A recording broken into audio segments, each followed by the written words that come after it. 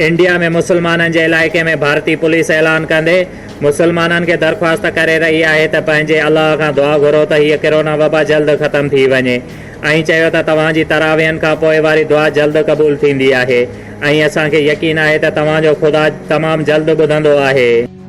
अंसारी चौकातील अंसारी चौक और कल्याण परिसर के सभी नागरिकों बाजारपेट पुलिस स्टेशन की तरफ से सबसे पहले तो आपके जो रोजे चल रहे हैं उसके लिए शुभेच्छा। आप सभी लोगों के अच्छे गुजरे और अल्लाह का मुराद पूरी करे। साथ में हम दरख्वास्त करेंगे, आप जो नमाज अदा करते हैं अल्लाह ताला से गुजारिश कीजिए कि ये जो कोरोना गए साल से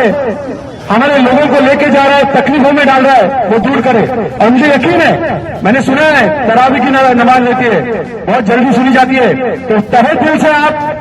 नमाज में यही मानना कि ये कोरोना हमारे शहर से, हमारे देश से चले जाए। दोस्तों, कुछ चीजें हैं